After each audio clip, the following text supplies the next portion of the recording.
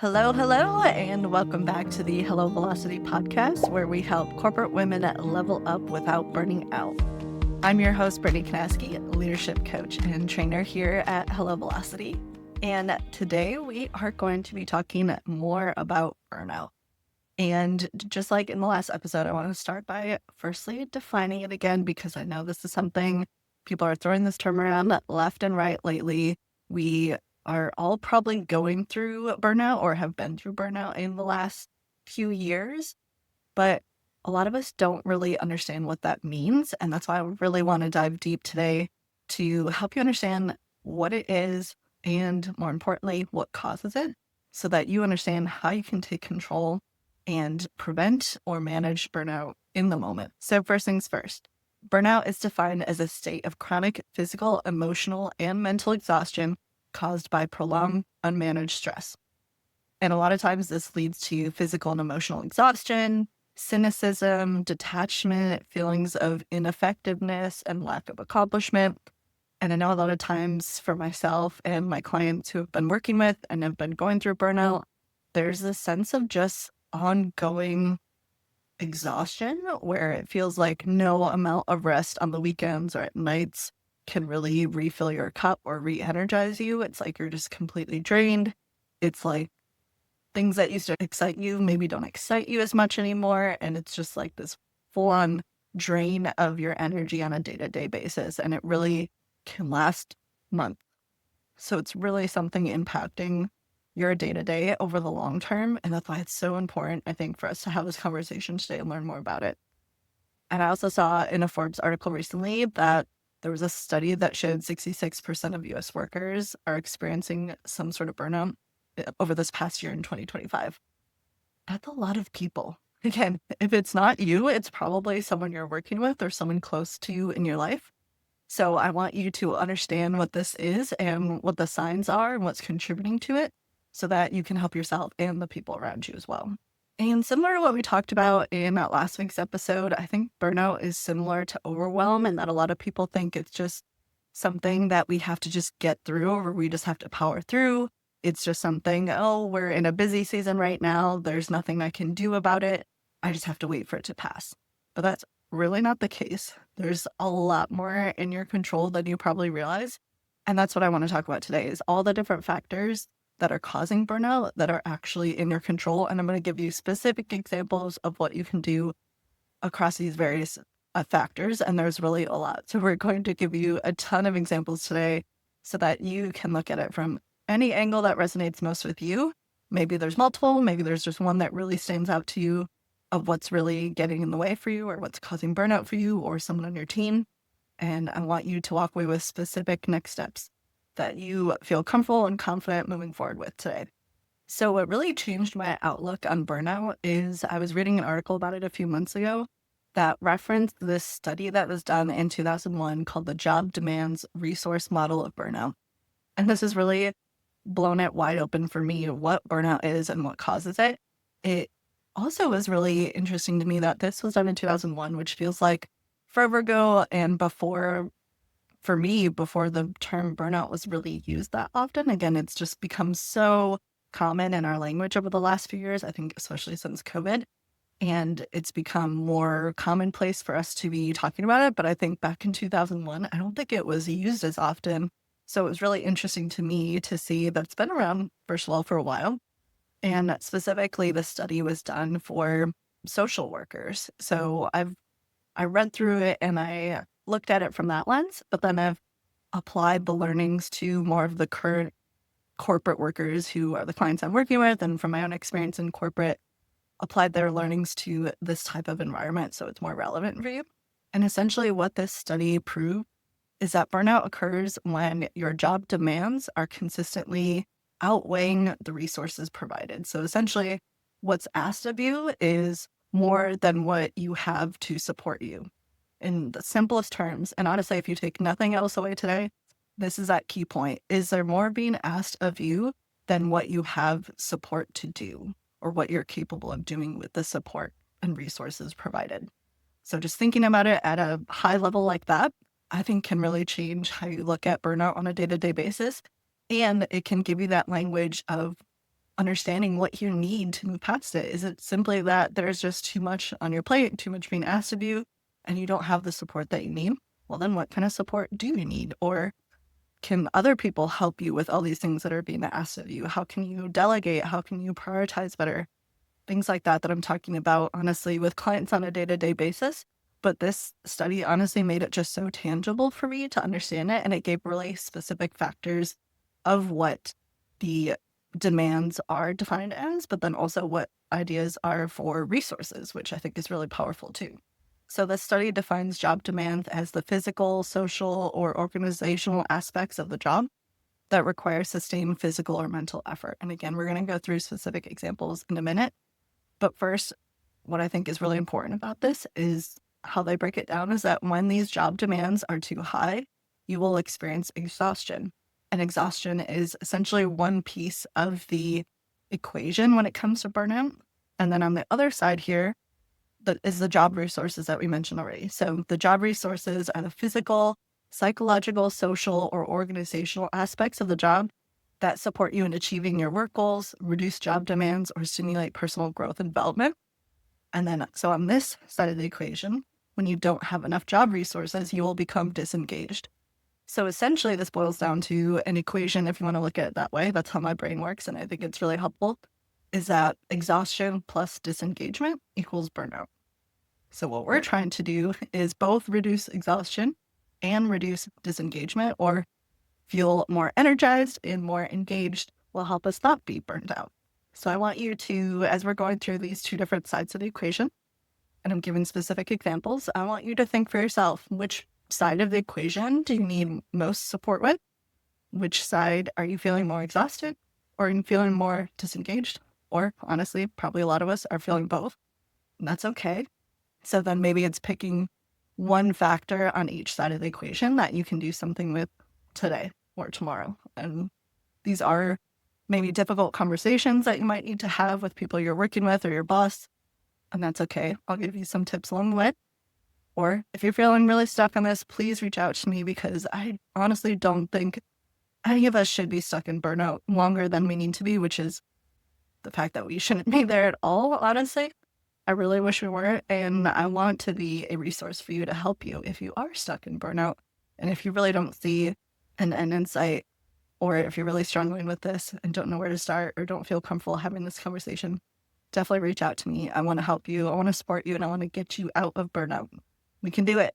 Okay, so now that we have the scientific definitions and study out of the way, let's get into what these specific factors and examples are in each side of this equation. And remember, when job demands are too high, this is what causes exhaustion. The first key factor influencing your job demand is the actual physical workload you have. And is it taxing you too much physically? So this is really what's on your work plate. What do you need to be getting done? What are your priorities? What are your goals? Things like that. So when it comes to physical workload, something you can do on your own is first you need to really identify and understand what your workload boundaries are. I think a lot of us don't really think about what our max capacity is. We just keep going and saying yes, yes, yes to everything. And a lot of times we may put some of these deadlines on ourselves by just saying, yep, I'll get that to you by end of day. Yep, I'll get that to you by end of week. But really stop and think about what your capacity is, what your priorities are, what your other deadlines are before you're committing to new deadlines or new timelines. And then you can also specifically ask of your manager or the other people that you're working with when they are assigning you something new, clarify how this new priority sits with the other priorities on your desk, and say, hey, we have 2 deadlines now due this week. I know I don't have capacity to do both of them.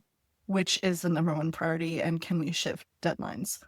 Or for the other project, can we shift that deadline?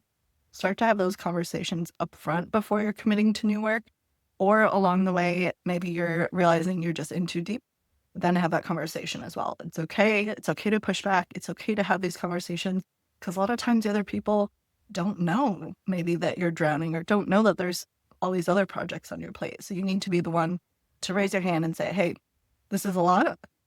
These are all my different priorities right now. Which one needs to come first? And that's okay. It's super helpful for me, for you, and the other people you're working with, honestly. A related aspect here of job demands is the time pressure. And this is, do you have enough time to complete your work? So very similar to what we just talked about is that you need to set realistic timelines for yourself and the other people that you're working with. Don't just go on autopilot to say, I'll get this to you end of day, end of week. You need to look at your calendar before you're committing to something new. Honestly, this is something me and my clients have to practice all the time, is I challenge them to say, is that realistic for your timeline? And I'm challenging them to really stop and think about it, to stop, look at their calendar, look at their schedule, look at what's going on in their personal life too, and think about, can they actually get done what they said they're going to commit to? Because I think a lot of us high achievers, our knee-jerk reaction is just, yes, I can do it all. I can do it tomorrow. But really, we don't live in this dream world where everything goes perfectly. And I want you to start practicing having more buffer times, or I like to say a shit ton of wiggle room in your timelines, in your commitments, in your deadlines. And it's honestly just going to make your life so much easier. And similarly with your manager, you need to be having these conversations to push back on deadlines when you need to say, okay, in an ideal world, this will take me a week to do, but I have 2 other projects right now. So I'm going to need 2 weeks to work on this project. Period. That's okay. Otherwise, something's got to give, and you need to have that conversation. Another side of the job demands equation is the recipient contact, is how they put it in the study. But essentially, this is your clients or customers. And sometimes, depending on your type of work, sometimes your clients or customers can drain you emotionally or mentally. So thinking about a therapist specifically, or coaching like myself, when you're working really deeply and really closely with someone, it can actually be emotionally draining for you as an individual. Or it could be maybe you're in sales and you have a ton of clients who are really needy and they're calling you at all hours of the day, and you need to have some boundaries there. So that's my number one recommendation for this one, is having boundaries with your clients if this is something that applies to you where your clients or customers can be very draining for you. Have those boundaries. Hey, don't expect emails from me on nights or weekends. Please don't call my cell phone on the weekends. Things like that, to set those clear expectations, to have those boundaries so they're not draining you more.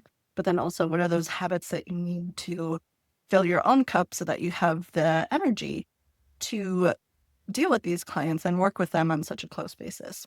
And then even asking your manager to help you enforce and protect those boundaries. They should be the one standing up for you as well, and, defending you as needed with these clients.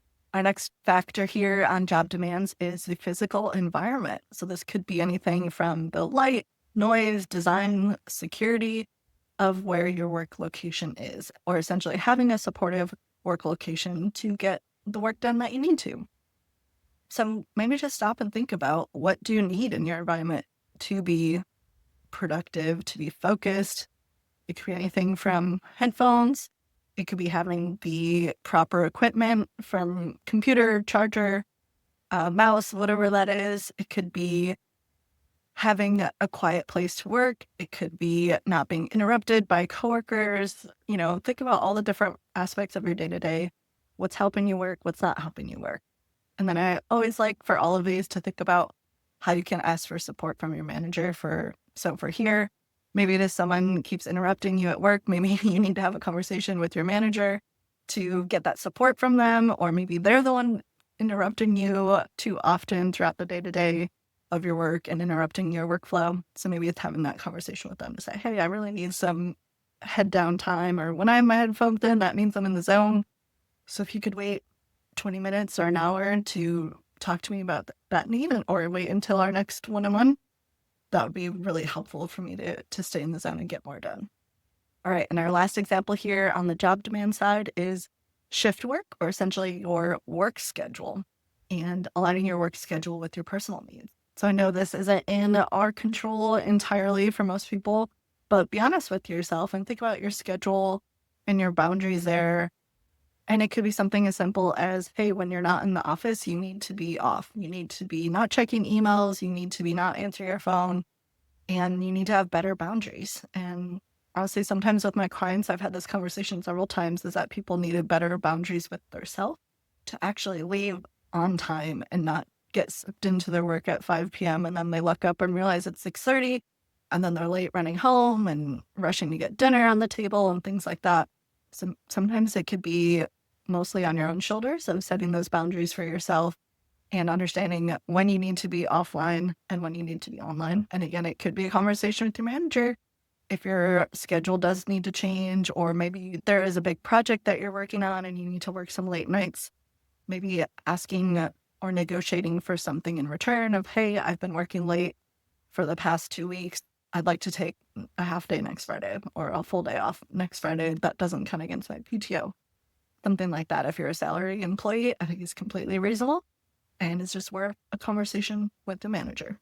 Okay, so that is it on this side of the equation, the job demands. So again, these are the areas that can lead to exhaustion. So you may want to even pause right now to think about these last few examples I gave. Think about which one or ones are resonating most with you and that you want to do something about in the next day or two. Okay, now we're going to move over to job resources. And this is a side of the equation that can cause disengagement if you're not getting the proper resources that you need. So we're going to look at several examples of resources that can be supportive of you. First is feedback.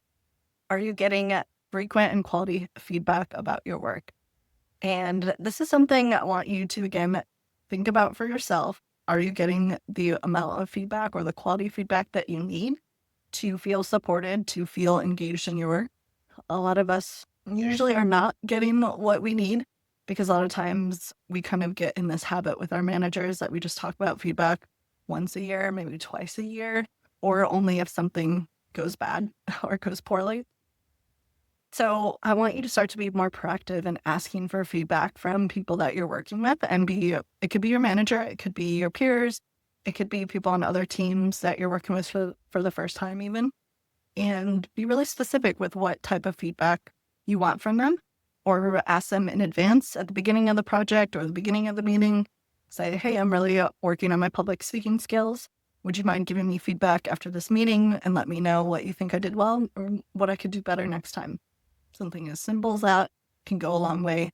Just giving people direction and asking specifically what you're looking at. And then, of course, with your manager, definitely request specific and consistent feedback outside of just your performance review conversations. Maybe it's something once a month you will dedicate specific time in your one-on-ones to this conversation, or it could be more frequently, less frequently. It could be project-based. Think about what you want, what level of support you want, and ask for it. Next, job resource support to look at is rewards. Are you being rewarded or acknowledged for your work? Similar to feedback, I would say, first of all, identify how you even want to be acknowledged. Is it getting a shout out in front of the team? Is it getting a private email from your manager or people you're working with? Think about what feels best for you and think about how much feedback you're currently getting or how much acknowledgement you're currently getting and how often you think would be more supportive for you to keep you engaged. And then ask your manager, ask for that maybe more consistent acknowledgement, and even say, I know that this will help me stay more engaged in my work and more excited about my day-to-day. Could you give me more acknowledgement when I'm doing a good job? Because again, a lot of times with our managers, we're mostly getting constructive feedback of what's not going well. So sometimes they honestly just forget or don't emphasize enough when you're doing something good, or they're just kind of generic about it and say, oh, you did a good job. Well, okay, what was it that made it a good job? Or what are the skills that I brought to the table? What value did I add in this project? Ask for more specific acknowledgement, and that will go a long way for you. These next few job resources are a little bit harder to be in your control, but we're going to think about them to see, first of all, kind of gauge where you're at with them, and then think about different ways of how you can look for more engagement here. So the first one being job control, or essentially, do you have autonomy over your work? So here, I want you to just think about where do you and where don't you have autonomy over your work? Essentially, where do you have more responsibility, more control? Where can you have more ownership with different projects that you're working on? Or are there certain areas where you feel like you're being held back or you're being micromanaged? Start to identify that for yourself. And then, of course, asking your manager, when you feel ready, ask for more autonomy or leadership opportunities or ownership over different projects. And honestly, a lot of times managers want to give you more ownership, but they just don't know when you're ready. Or sometimes they like to keep their fingers involved a little bit too much when they're micromanaging. And maybe they do just need that confidence from you to say, hey, I'd really love to run with this project. Give me 2-3 weeks to work on it and we'll check in later, instead of them hovering over you, something like that. The next one here that can be a little bit hard for having in your control is your level of participation, or feeling like you have a voice in your organization. And it's not just, management or leadership telling others what to do. So again, this could be more of the culture of the organization, which isn't in your control. But just think about it for yourself again. Where do you or don't you have a voice in your organization? Where would you like to have more of a say? Or where would you like to give feedback for your organization? And then ask your manager for those opportunities to provide feedback, or for opportunities to say, hey, I don't feel like we have much of a voice from our team in these leadership meetings, or our team isn't being represented, or our feedback isn't being heard. Like, start to raise your hand, raise a flag and say, hey, this isn't right. And I'd like more of a voice here. And I think it'd really help with the engagement at our team level, at the organization. Because as important as engagement is for you to be excited about your day-to-day work, leaders and the leadership team wants their employees to be engaged, because they know that means that they'll stay longer. So that's also a really good way for you to pitch it to people in your organization, especially leaders, by using that precious engagement word, because they want their people engaged as well. Another factor here influencing our job resources is job security. So essentially, do you feel like there's a threat of losing your job? So maybe think about for yourself on a scale of 1 to 5, how likely do you feel like you might lose your job? Like you might get fired or laid off? And then I'd say if it's probably maybe a 3 or higher, you should probably be having a conversation with your manager or people that you work with to help manage your fears, or help you understand where those fears are coming from, and see if there's anything you or they can do about it, and help you manage that and not feel like you're in fear. Because when you are in this place of fear on a day-to-day basis, it's really going to lead to disengagement very quickly. I think this is one of those that will lead to burnout a lot quicker than the others. Another aspect here for job resources is supervisor support. So is your supervisor involved and available to support your work, but not to the extreme of too involved, like a micromanager? So think about how often you want to be meeting with your manager to discuss your work. Is there anything that's missing? Is there anything that you want more of? Again, take the time to reflect on it. And then simply ask for that level of support from your manager. I feel like I've said that 100 times now in this podcast, but really a lot of these, again, can be back in your control, or a lot of these are already in your control, but it comes down to knowing what you want and asking for that support that you need. Then our last example here for job resources is learning opportunities. So these could be organization-funded resources to improve your personal or professional development, like trainings, coaching, courses, conferences, certification, books, anything like that where you're learning. And I always recommend for this area too is to first research different ideas of what you want to be learning and which of those areas you want to be learning from. Is it a specific conference you want to be going to? Is it a specific training course you want to attend? Get the specifics as much as you can with the dates, with the cost, location, all of that, and then pitch it to your manager or your organization, or ask for other opportunities. What are learning opportunities already planned? What's the budget for our team? What can I use from our budget? What other resources have other people learned from? What would you recommend for me? Just having these conversations. A lot of times, again, your manager's just not being proactive about this, or they don't know what you're interested in. So you need to, again, raise your hand. You need to say, hey, this is something I want to learn. Here's something I already found. How can I get approval for it? All right, I know this was a lot of different areas for you to look at when it comes to burnout, but that is the point, is that there's so much influencing our burnout and so many different ways that you need to be thinking about it, and so many different angles on your day-to-day basis that are influencing it. So again, I hope you take some time now to really pause, sit with this, and think about which of these you want to be focused on for yourself, And think about for the people on your team. Are you providing, as a manager, the proper resources for the people on your team? Are your demands realistic for the people on your team? So think about it from these various angles and think about what specific actions you want to take in the next day or two for yourself and for the people on your team to reduce or manage burnout. All right, if you enjoyed today's episode, please like or subscribe to the podcast on your preferred podcast platform. It really helps new people find the podcast and in turn get the support that they're looking for as well. That's it for today. I'll see you in the next episode.